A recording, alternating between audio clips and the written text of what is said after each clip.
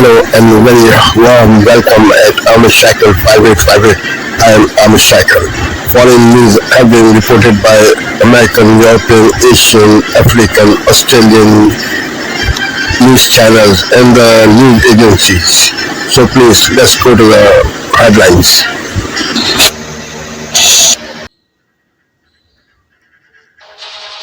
Tonight, brutal cold and blinding snow slammed Great Lakes as this winter storm cripples the year-end travel rush. Punishing wind, snapping trees and power lines, leaving hundreds of thousands with no heat and whipping up huge waves on Lake Erie. Parts of the region, look at that, already buried under a foot of snow. Cars covered in ice. Planes navigating near whiteout conditions. And the bitter cold only just beginning. Also tonight, questions over whether the CIA conducted a covert drone strike after President Trump revealed the first known U.S. attack on Venezuelan soil. Hospitals and doctors' offices on overdrive tonight as a strain some call super flu spreads across the country. Why we haven't even hit the peak yet. The horrific scene on one of California's most dangerous mountains. 3 hikers dead and a treacherous recovery happening tonight as crews fight against intense wind. JFK's granddaughter and mother of 2 dies at 35 after a battle with cancer that touched the nation. The heartbreaking tributes honoring her tonight. And 104-year-old veteran who brought a hockey arena to its feet with his star-spangled saxophone solo. Nightly News starts right now. This is the Nightly News Talk.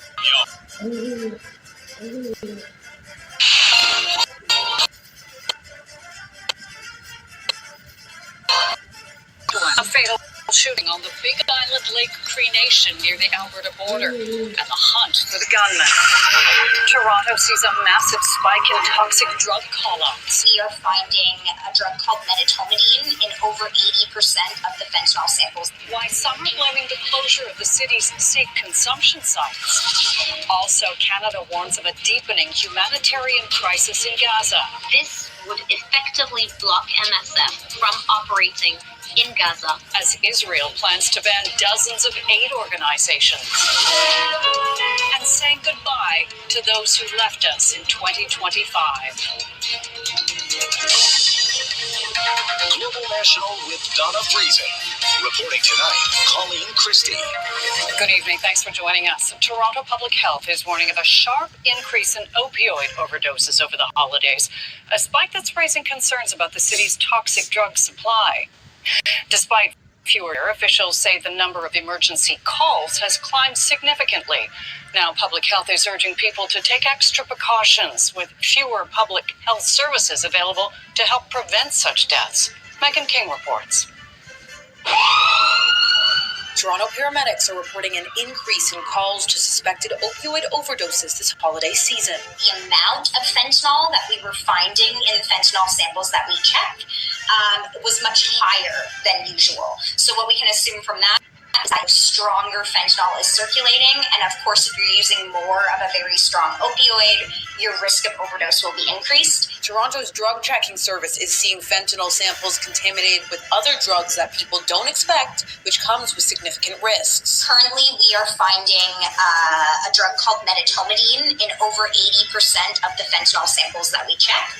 So medetomidine is, a very strong veterinary tranquilizer that is not approved for human use. The city is feeling the impact of the dangerous drug supply, paired with fewer available support services over the holidays. Between December 20th and 28th, Toronto Paramedic Services responded to 122 calls for suspected overdoses. That's 35%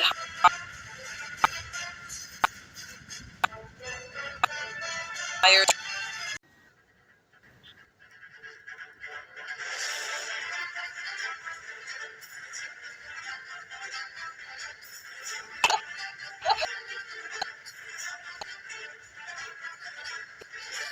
Center side is graphic minor for this year.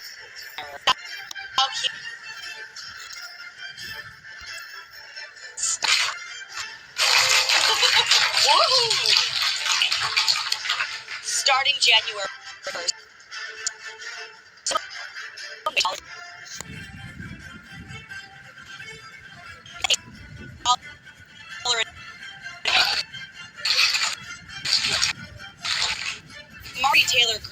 said that the women at Mar-a-Lago have had way too much fun. That's offensive. I'm not a woman, said one man.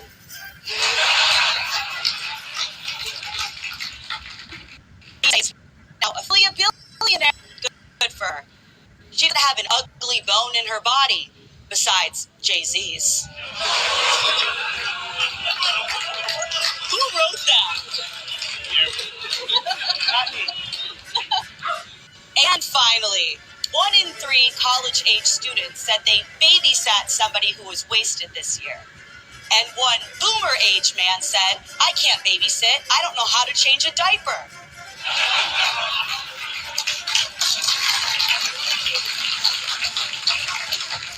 So, 2025 saw a lot of people bashing President Trump as destroying the country. Donald Trump and his extremist allies intend to take our nation backward, destroying our health care, making sure that housing is too expensive to live in, that jacking up the cost of our groceries. What they are doing is hurting Americans. A moment with a president who has no understanding or respect for the Constitution, moving us rapidly toward an authoritarian form of society. We can respond to oligarchy and authoritarianism with the strength it fears, not the appeasement it craves. You know what? Whatever. Look, if that's how they feel, they're free to express it, which is the same thing I say when Gutfeld fans say Kat should be the permanent host. But still, what I don't understand is, if that is how they feel, how can these same people, many of them, support socialism? It's killed more people than the vibe at a party when Gutfeld walks in. And many of them are supporting socialism. Bad ideas are popular. That's why people keep putting hard liquor in Red Bull. 2025 saw socialists EW.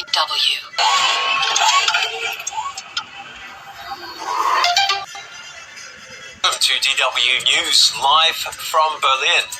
The United Arab Emirates pulls its remaining forces out of Yemen. Hours earlier, Saudi-led coalition forces bomb a port in the south. They claim to hit a weapons shipment linked to the UAE. Tensions are the highest between the pair of Gulf monarchies. Major aid groups face being barred from operating in Gaza over new Israeli registration rules that the organization say could endanger staff. The timing could be worse for Palestinians in desperate need. And thieves escaped with millions of euros worth of valuables in a bank heist in Germany. Police say they managed to drill through the basement wall of a vault. Thousands of customers are affected.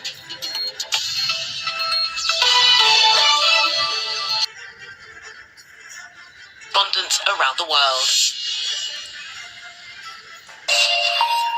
Welcome back to Night Watch here on France 24. These are the main stories we're looking at this hour. Iranian authorities vow to seek dialogue with protest leaders after demonstrations over inflation continue into a third day. The unrest began in Tehran after the rial hit record lows and has now spread to several other cities, growing into the largest movement since the upheaval sparked by the death of Mahsa Amini in 2022. The United Arab Emirates says it will be pulling all remaining forces from Yemen after Saudi Arabia backed a call from Yemen's presidential council for them to withdraw within 24 hours. It comes after a strike by a Saudi-led military coalition targeting what Riyadh said was a UAE-linked weapons shipment destined for separatist fighters. And Ukraine's allies back Volodymyr Zelensky's assertion that there's no plausible evidence that Kiev launched a drone attack on the residence of Russia's Vladimir Putin. Zelensky says the claims are completely fabricated and aimed at Ukraine's allies have scheduled their meeting with Zelensky to take place on the 6th of January here in France.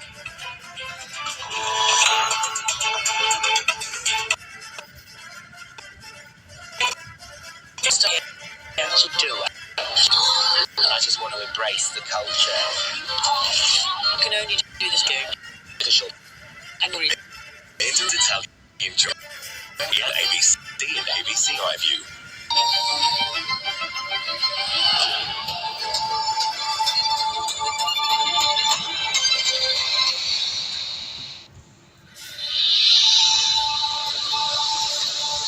Torrential rainfall drenches Queensland's north, isolating remote communities and cutting off roads.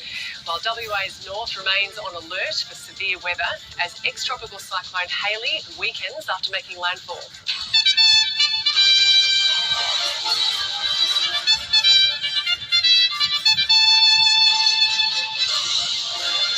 Security stepped up ahead of Sydney's New Year's Eve celebrations as thousands of people queue up to secure a spot on the harbour. And Min River crowned the overall winner of the Sydney to Hobart yacht race after a successful protest against BNC.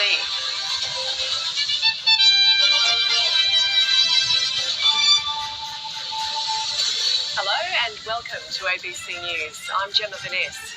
Severe weather is continuing in northern Australia, with ex-tropical cyclone Hayley affecting WA, while a low-pressure system is still delivering torrential rain to North Queensland. For 4 days, heavy rain has drenched northern parts of the Sunshine State, with rising floodwaters isolating communities there.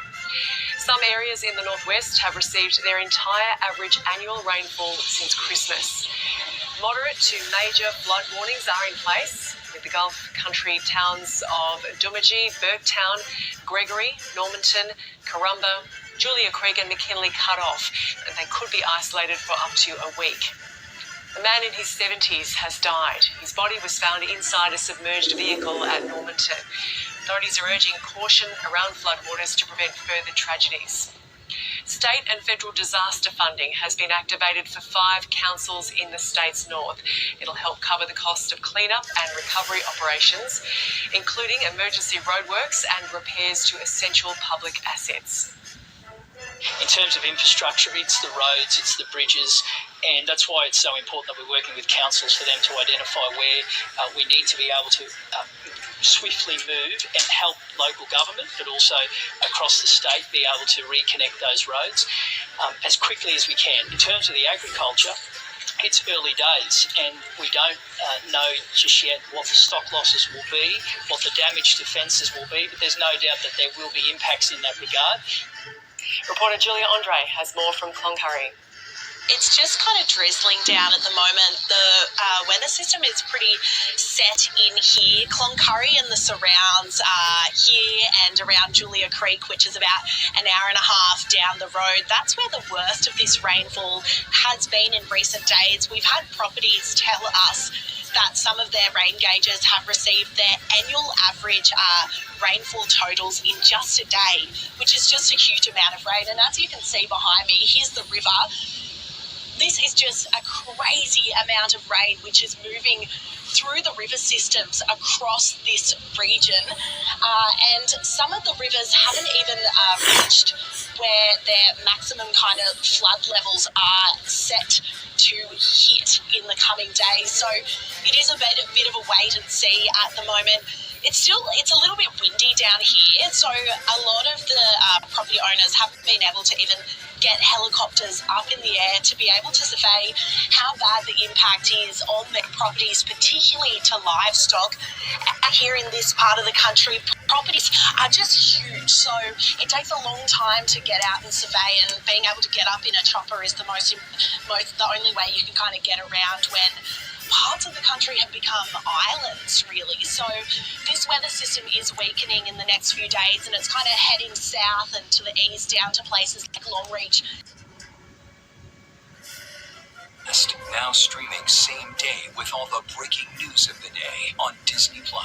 Most watched, most trusted. Now on Tonight, snow.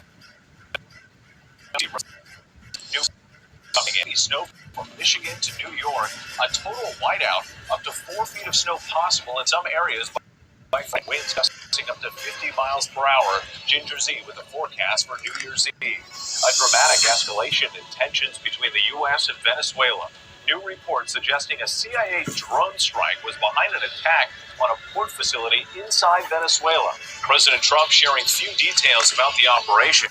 The news coming amid the latest strike on an alleged drug boat in the Eastern Pacific. New England Patriot star Stephon Diggs now facing charges of strangulation and assault.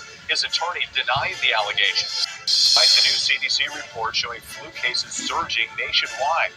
Record cases reported in New York, many linked to a new variant. What that means for the current flu vaccine. Tonight, the granddaughter of President John F. Kennedy and daughter of Caroline Kennedy has died. Tatiana Schlossberg's emotional battle with a rare form of leukemia. New York City police on high alert. Tight security in place with about 1 million people expected to crowd into Times Square, counting down to the new year. Thousands of officers being deployed. What police are doing differently this year. The deadly discovery on Mount Baldy, the bodies of 3 hikers. Authorities initially unable to reach them because of high winds. Dramatic images of a fiery car.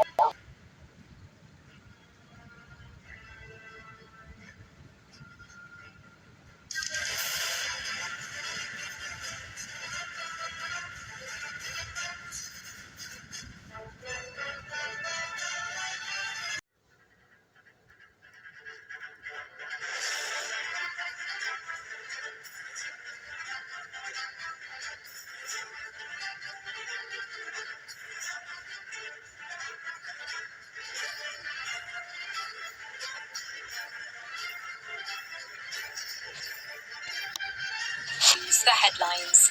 A New Year nightmare for travellers as tens of thousands of cross-channel passengers see their trips derailed following a power outage. Mum's birthday's New Year's Eve. I'm going to spend it there down at Disneyland. We thought I'd book this trip as a look forward to from all the cancer treatment and everything else. And it's just been a big letdown. Also ahead, tributes to the 2 close friends of Anthony Joshua killed in the car crash which left him in hospital. We hear from an eyewitness. The fundraising appeals.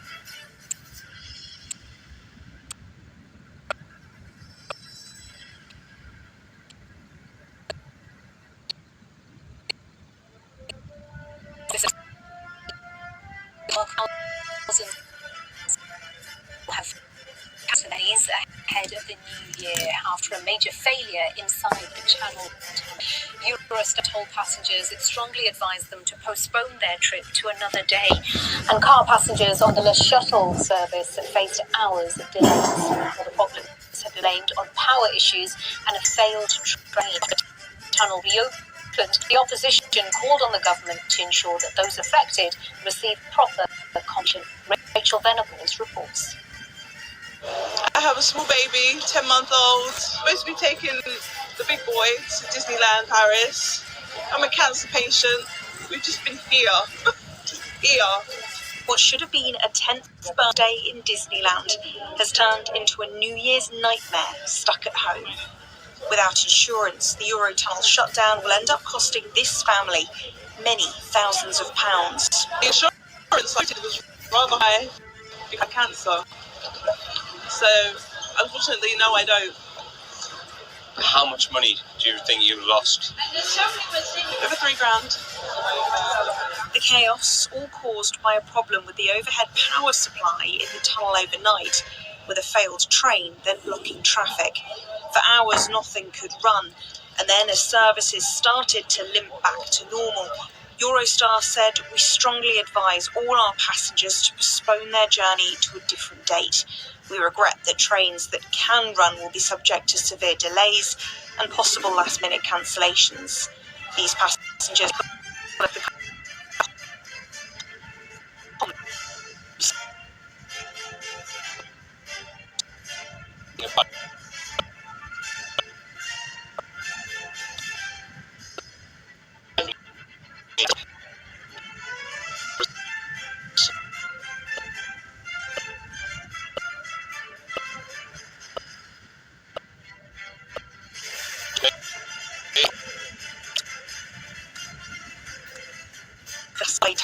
Tunnel accommodating growth for foot passengers between London and Paris.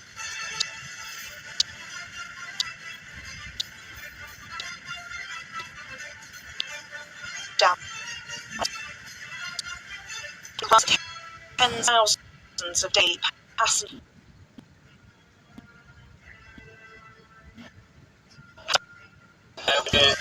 Well, managed to get on the train, and that's the worst. So 9 France, we were not in England. There was no toilet, nothing. Had to pee in a bottle. With Beth Excel. Good evening. Police have been given to rent passing weapons at for the head of New Year's Eve. The new move following similar sweeps at shopping centres and in the heart of the city. Police.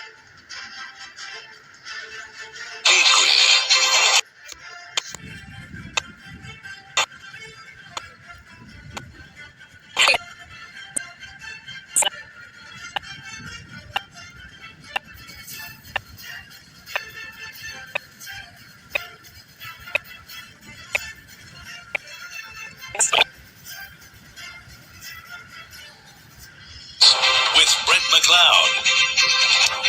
Good evening. New details have been revealed about a visit to the Philippines by the accused Bondi terrorists. Australian Federal Police have shed new light on the pair's travels in the weeks leading up to the attack. Amanda Kopp has that story. A trip to the Philippines surrounded in speculation. Today, the AFP with fresh updates on alleged Bondi gunman Naveed Akram and his father's movements. I want to be clear, I am not suggesting that they were there for tourism. The AFP confirming the pair left Sydney for Manila on November 1 this year, and on the same day travelled to Davao, the largest city on the island of Mindanao. Parts of the island are registered as do not travel or reconsider your need to travel because of political violence. With Georgie Gardner. Good evening. A furniture factory at Greenacre in Sydney's West has this afternoon been destroyed by fire. Tonight we can show you the building's roof collapsing as more than 50 firefighters work to stop the flames from spreading, a water shortage hampering their efforts to control it. A plume of thick dark smoke that could be seen from kilometres away. The factory in Beresford Avenue, Greenacre, well alight. Its roof.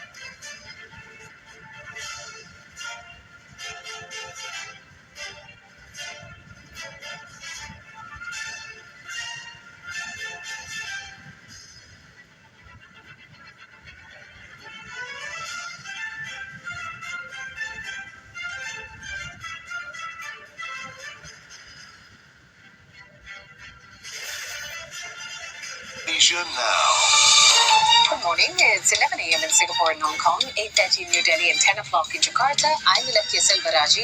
Let's have a look at headlines. Chinese President Xi Jinping set to deliver his New Year address after China launched extensive military drills around Taiwan on Monday. The island says it detected over 70 Chinese military planes and 25 boats near its territory in the last 24 hours. And Chinese officials say the trend of reunification is unstoppable. Israel says it's banning more than 24 aid groups in Gaza for failing to comply with new registration rules. Now, the move comes as 10 countries, including Japan, warn of catastrophic conditions in the enclave, with winter weather making life even more difficult. And protests spread across Iran for a third day as Iranian rial hits a record low against the US dollars. Police used tear gas to disperse demonstrators protesting the rising cost of living.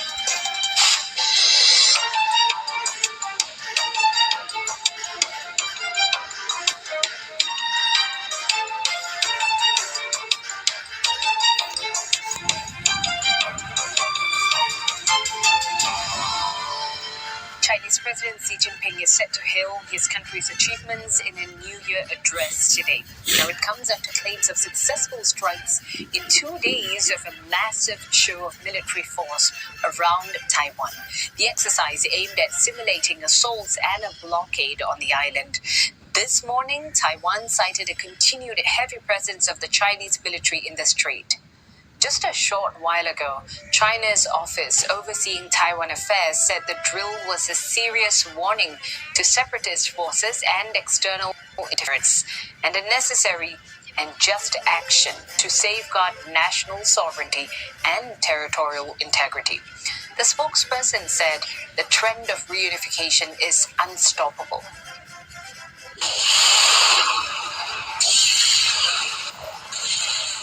China fired volleys of rockets in a display of force that also included amphibious assault ships. The air and sea exercise, code-named Justice Mission 2025, was aimed at deterring outside intervention. Now it follows the U.S. approving a record $11 billion package for Taiwan. China considers the island its own to be reunited by force if necessary. 我们连续出动多批战机，联合海军舰艇编队，开展查证识别、警告驱离、模拟打击等科目演练，有效检验了海空协同一体风控能力。我们全时待战，随时能战，时刻做好一切准备，坚决捍卫祖国利益和领土完整。 Well, the exercise was the largest by area and closest yet to the island. Taiwan authorities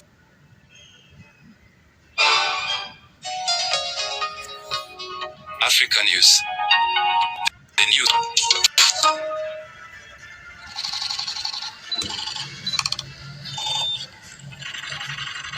It's a high-level meeting which follows Israel's much-criticized decision to recognize the independence of the Somaliland region. Turkish President Recep Tayyip Erdogan has held discussions with his Somali counterpart Hassan Sheikh Mohammed in Istanbul. The two leaders kicked off bilateral talks after an official welcoming ceremony. They focused on steps to strengthen bilateral relations between Turkey and Somalia. Also on the agenda was Somalia's fight against terrorism and the Somali government's endeavours to ensure national unity. Last Friday, Israel became the first and only country to recognise Somaliland as a sovereign state, prompting condemnation from Somalia and a string of other nations.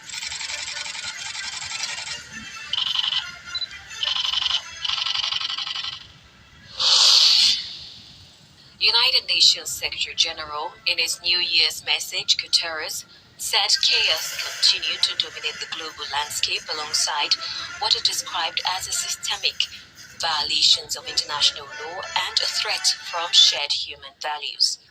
We enter the new year, the world stands at the crossroads.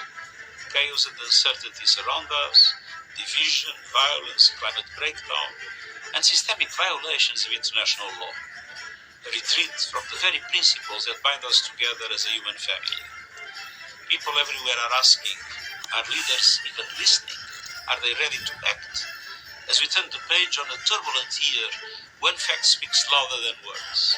Global military spending has soared to $2.7 trillion, growing by almost 10%. That is 13 times more than all development aid, equivalent to the entire gross domestic product of Africa. All while conflict rages at levels unseen since World War II. On this new year, let's resolve to get our priorities straight. A safer world begins by investing more in fighting poverty and less in fighting wars. Peace must prevail. It is clear the world has the resources to lift lives, heal the planet, and secure a future of peace and justice. In 2026, I call on leaders everywhere, get serious, choose people and planet over pain, and I urge everyone who hears this message, play your part. Our future depends on our collective courage to act. This new year, let's rise together for justice, for humanity, for peace. As the new year begins, Guterres' message underlines a growing urgency for global leadership rooted in cooperation rather than confrontation.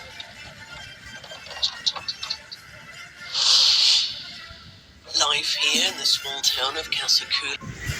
Thank you for watching Amish Shakil 5858. I am Amish Shakil.